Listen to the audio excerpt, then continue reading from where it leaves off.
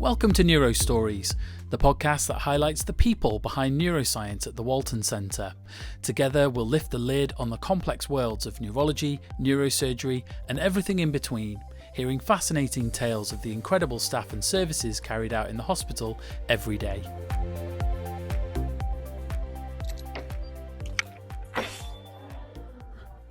Hello. How are you? I'm fine. How are you? I'm Andrew Brodbelt. I'm a neurosurgeon. I'm Ahmad. I'm a neurosurgery trainee here at the Walton Centre, but currently doing my PhD. Andy, if you don't mind, I'll start with you. Why neurosurgery? Because it's cool. No, I guess at medical school, I took a year out after my second year and did an intercalated degree, which is where you can spend an extra year looking in one particular area. So I was doing physiology, and we had a term doing neurophysiology. And I worked with this vet who was great. We were looking at rat cerebellum. Really interesting, thought, wow, this is really interesting stuff. I got a couple of papers out and I thought, well, neuro I liked the topic, and I'd always been a practical sort of person. So I thought maybe look into it. So I did my electives in neurosurgery, which is where you go and see practice as a medical student. You got 4 weeks. We had 2 electives during the time. So I went to Toronto Hospital for Sick Kids. Fantastic. So wow. Just amazing guys there. Loved it. I mean, the ward rounds were at 5:30, 5 o'clock, really early, but really, really good. So that was 4 weeks. And then I did another elective here and thought, this is what I want to do. So I just geared everything up to doing neuro, and yeah, I enjoyed it. And was it always medicine that you were going to go into? So I did medicine for all the wrong reasons. I did medicine because I thought it was the hardest thing I could do, which I was wrong about, because medicine was hard to get into. But I've enjoyed it. It's been the right thing for me. What has it been like over the course of your career then? Certainly when I was a senior house officer, so a junior trainee, we would start on call on Friday morning and finish on Monday evening after an all-day list. So continuous working all weekend. By Sunday night, early hours, Monday morning, I just wanted to go to bed.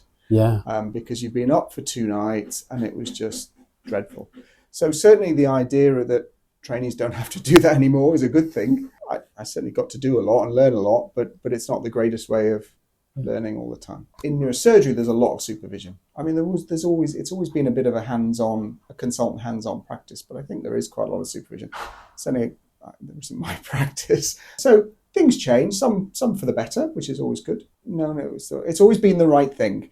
And I've always really liked it. I've always enjoyed it. It's challenging. It can be so challenging at times, but I enjoy the challenge. And certainly it's been very much the right thing. For me, I've had 2 breaks for research from clinical work, and it's always made me really appreciate, 3 breaks. I had a demonstration anatomy, and each of them has made me realize that, clinical work is what I really enjoy and feel I can contribute to. And Ahmed, tell me about your start in medicine then. How did that come about? I think for me, it was largely because of enjoying science at high school. At GCSE levels, I remember doing well at sciences without trying too hard in them.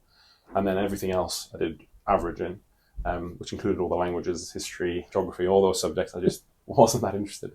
And then I carried that on into A levels, felt I was doing really well, and attended a few sort of career fair events for students, and just felt like medicine combined everything I'd want. You get to do a lot of good. It's a very stable job. You get the prospect of learning a lot of science and in a practical way. So that was it just felt like an organic journey into medicine, really. What kind of things did you explore before then having that moment where neurosurgery was the place to go? It was a bit of a funny one because I did my first 3 years of the degree, of med school degree at Cambridge. And then back then at Cambridge, we had the option of doing the second 3 years elsewhere. So it was in UCL. Similar to Prof. Brodbelt, so I intercalated as well. So I did my 3rd year on one particular subject. And I did mine in psychology. I think you can kind of be interested in the brain from a bottom-up approach, where you're interested in the cells, which sounds like Prof. Brodbelt was one of those, or from the top-down approach, where you're interested in the functions of the brain and you want to go down. And I was probably one of those. That year I really enjoyed that year, to the point where I left that year thinking, I'm going to be a psychiatrist. I'm not going to be a medic in the traditional clinical stuff or surgical. But then I went into 4th year, where you get to be sort of in the hospital and experience. And I thought I really enjoyed the rush and the thrill of a hospital. I enjoyed the kind of acute medicine that came with ITU, for example, and definitely the practical. It's very rewarding to do operations. It was a very slow evolution in 4th, 5th and 6th year, where I thought, okay, I think I want to be a surgeon. But throughout those 3 years, I was teaching anatomy of the brain to junior medical students. So that love of the brain always stayed. Once I started practicing as an F1, F2, I was actually gunning for orthopedic surgery. I realized as an F1, which is your first year after medical school, that actually I love the brain too much. And I don't look forward to the idea of spending a career away from the brain. So there definitely does come a moment, and a lot of medical students feel the weight of it. And it is a huge, huge moment where you are faced with, I have to choose. And it's not just I have to choose, and I have to think about how my life will be different in 5, 10, 15 years, because responsibilities change throughout life, and responsibilities within a specialty change throughout life. At some point, you are forced, and you have to make a decision. And this is why you see some junior doctors are delaying the decision. They'll avoid applying for a specialty and do kind of random jobs around the country just to kind of get more experience before they finally commit. But at some point you have to bite the bullet. And are you happy with how that's gone so far? I'm very happy with the bullet I bit. What led you to the Walton Centre then? I was an F2 in Cambridge at the time. I didn't know about any neurosurgical centres other than Cambridge and UCL. And I asked for advice from a lot of seniors about what good centres were around the country. Everyone was singing the praises of Liverpool as a centre. And I'd sort of spotted some of that because everywhere I went at conferences, there were people presenting work from Liverpool. And I kept thinking, it seems like a very active centre. And people who'd worked there as fellows, consultants who'd collaborated with consultants here, everyone was singing the praises of the Walton Centre as a place with a lot of great clinical experience, a lot of very nice people, and a very vibrant academic atmosphere. And I was interested in that research side as well. So I chose Liverpool. So I'm from the region, and I trained in Liverpool, and I enjoyed my time as a medical student here at Walton, and really felt there was something special about it. From the point of view, it's in a very privileged position, being independent, having its own dedicated beds. I've seen it sort of develop over the years, even before I got appointed here, to something that I think has a lot of real benefits over most other places. I looked at other places, I've seen how other places work. Certainly when I was applying for consultant jobs, I applied elsewhere and looked around other places. I went to one place and they said, we don't have any funding to these sorts of operations. We can't get this sort of kit in. We have to wait weeks and weeks and weeks to do anything. I think one of the advantages to Walton is you've got the ability to practice quality care of patients, which you hear a lot when I speak to other people about how difficult it is. Here, I can operate, I can get people into theatre, I can get people on the ward. If I've got an emergency, I can get that done. We've got an interested cohort of people that actually try and work together rather than against each other to move your practice forward, and you've got a lot of support. Neurosurgery is a very unforgiving specialty, and I've got a lot of very supportive colleagues and people who I can go to if I need to ask or think about things. So for me, it's been a sort of path of seeing what I think is a really good centre and realising that it was the right choice to come here. What's the interaction like between doctors and surgeons who are training and established consultant neurosurgeons? What's that interaction like? Well, we'll hear the truth from Ahmad. I think it's okay. I've certainly worked as a trainee. I worked in places where the consultants were really unpleasant, and you worked in other places where, they were more like human beings and treated you like human beings. And I think the trainees have a big role here. They are the future. Who are going to be treating you and me in the future if there's a problem, or our family or other people here? So it's so important that the trainees enjoy what they do, that they get some experience so they can do stuff.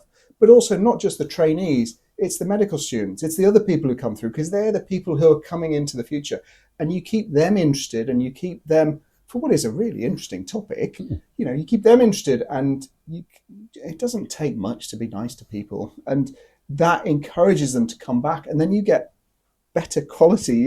It sort of continues improving what you do, which can only be good for the specialty. What are your thoughts? So I think... Do you want me to leave now?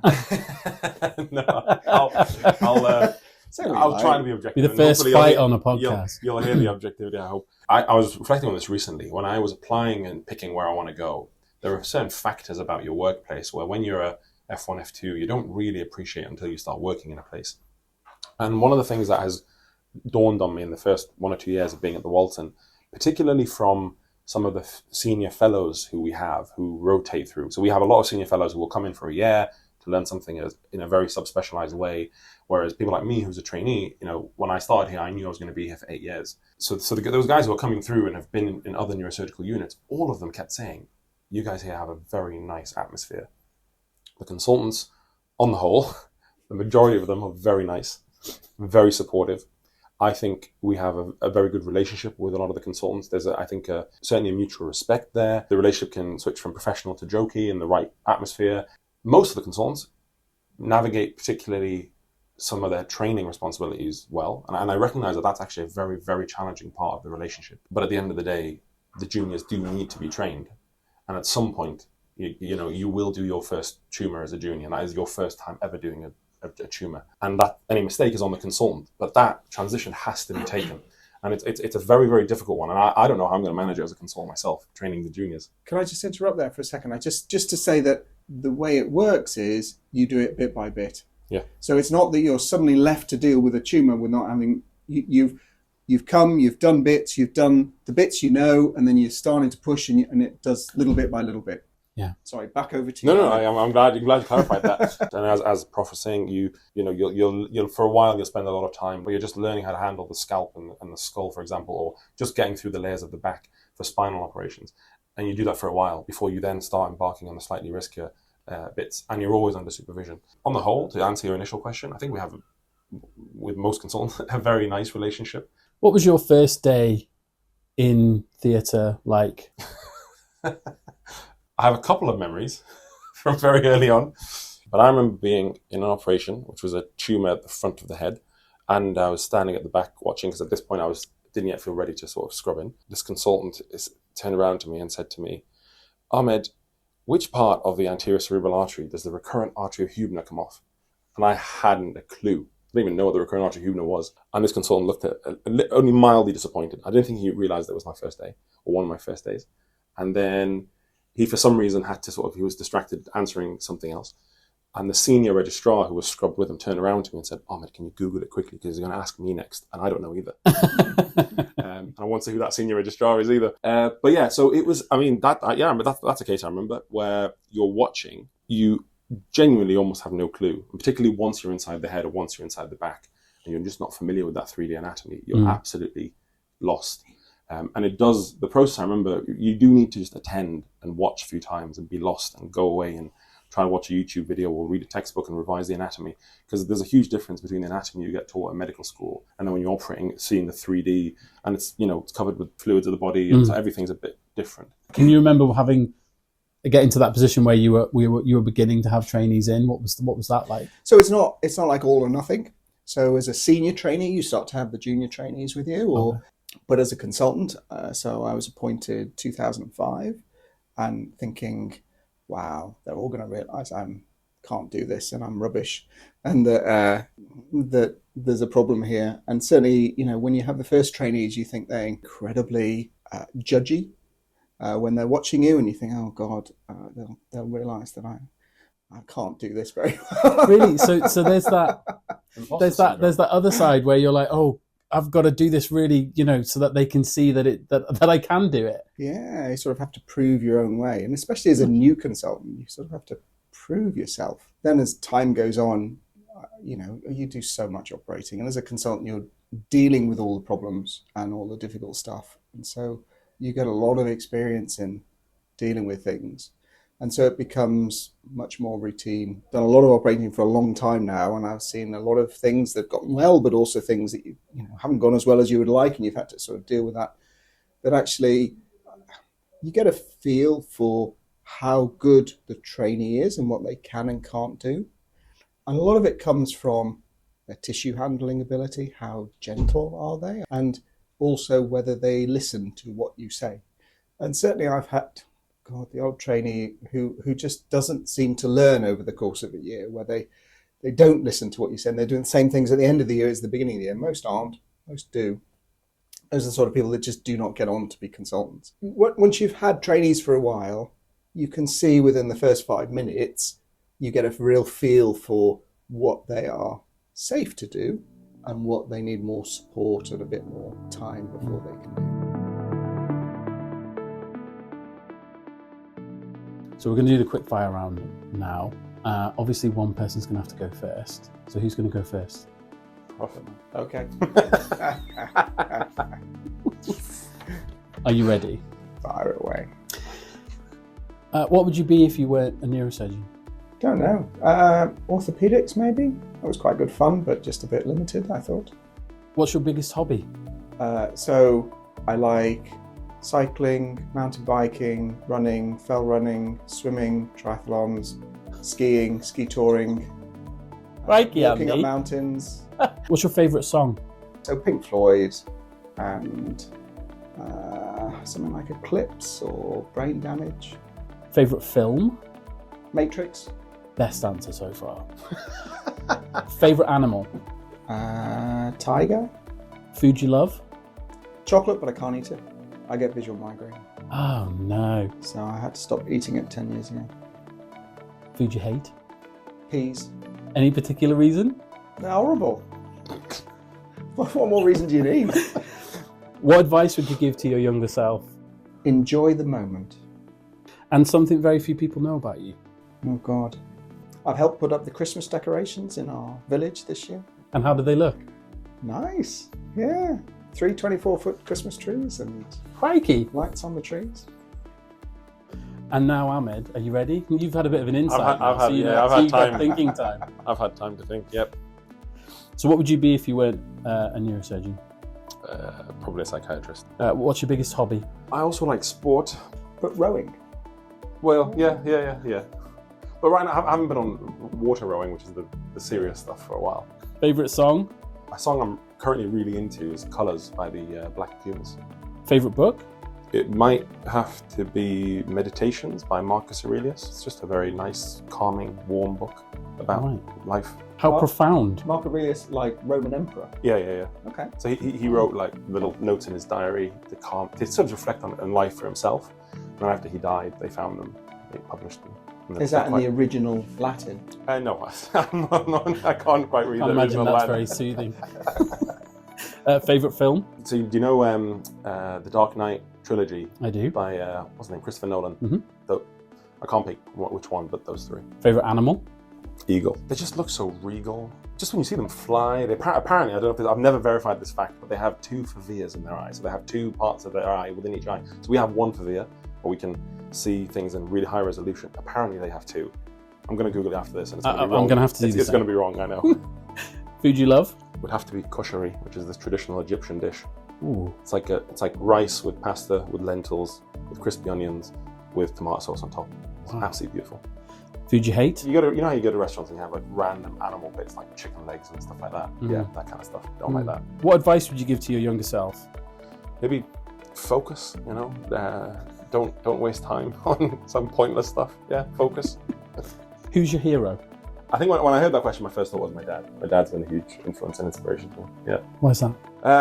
So he's also a doctor and a surgeon, but he has gone the hard route of coming from another country and grinding his way in the UK. And I think as a trainee, we get to be very protected, given opportunities, and we're in a certain pathway and a pipeline, and the system. It's a much tougher journey for people who come from abroad. And, he's managed to navigate that and give me and my siblings a good life and good opportunities. So, yeah. Something very few people know about you.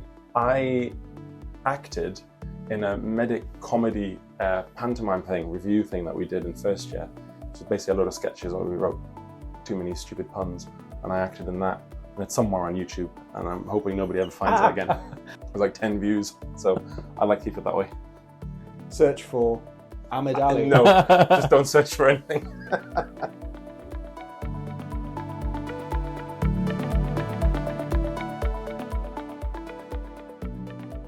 What are the challenges here at the Walton Centre? I guess the pressure we all feel is the time pressure. Surgery is, at the end of the day, a craft, and you can't beat just raw hours being in the operating theatre. And the more hours you do, the better you will certainly get, and the more you will see. But then juggling at the same time, like any other non-procedural medic, we needed on wards, we needed on ITU, and we needed to support our juniors. And then at the same time, because of a slight lack of consultant jobs. So there's a mismatch at the moment in the UK between the number of available consultant jobs and the number of juniors. There's a lot more competition. And so you're having to do, even if you don't want to, you're having to do a lot of extra stuff to boost your CV and to try and stand out to increase your chances. Wow. And that is a real challenge, juggling that with the need to operate a lot and then the rest of your life, your family life, your health. So I'm doing my research because I enjoy it. But I know of many people who have taken up something like a research post, not because they really want to. They'd rather just be operating because they know that without something like that on their CV, they might not have a good chance. So there's a huge amount of pressure on our time, because anything else you do to boost your CV will also, you've only got a certain number of hours in the day, so it will take away from your time operating. So that I think the main challenge as a trainee is time. And on the flip side, what are you excited about for the future? From the point of view of operative technique, I think things are moving forward, and you often find that things move little by little. But there's new stuff you can do. So I do oncology work, so brain tumor work, and there's a lot of things we can do that we weren't doing so much 10 or 15 years ago. New kit that make it safer, new ways of doing it. Either, we always did awake surgery, but surgery with monitoring or various other implements that we can use to get access to places we might not have been able to get to before, and we can be that bit more aggressive. And I think one of the advantages of specifically being here is that we can subspecialize, and so you get to know more and more about a smaller and smaller area, which is really good for looking after the patients in that particular area. And so I suppose for me, subspecialization and the fact that from a surgical and a patient care point of view, we were always sort of moving forward. What are the key motivators for you both at work? It's probably a lot of things at once. Something as complex as your day job, and a day job like neurosurgery, which I think consumes your whole life, not going to be one thing. For me anyways, it often feels like many things, and often, lots of different emotions will come into play. So I think there's the priority on patients and the desire to help people who are genuinely suffering is a huge driver. And that brings with it, there's a certain moral imperative that comes with that. Just the feeling of you've been given this very, very, not to sound too grand, but it is a very grand and noble responsibility. And you feel you have to live up to that. And there's a lot to do to live up to that. Then there's the sheer joy of learning about what you're dealing with. I'm doing my research right now, so I can't see anything outside my research, but just the sheer joy of learning about what the brain does and how best to care for it is it's a thrill. It's a real thrill, just the learning process itself. So I suppose what I enjoy, and this is going to sound a bit naff, but I enjoy caring for patients, and it's a real honor to be able to operate on somebody and look after them over a period of time in what is probably, certainly with brain tumors, one of the worst periods they'll ever have in their life. And it might be a period that, leads to them dying sooner than they would otherwise, or it might be a period that they've got this thing and they need treatment over many, many years. It's sort of getting that relationship with people and being involved with them from a caring point of view that I really enjoy. Thanks for listening to Neuro Stories. You can listen to more episodes on Spotify and Apple Podcasts, and you can stay up to date with the latest news and events from the hospital on our social media channels, at the Walton Centre on Facebook and Instagram, and at Walton Centre on X. If you've got any feedback, email the communications team at wcft.communications@nhs.net. This podcast was recorded, edited and hosted by Sam Fleet from the Walton Centre's communications team.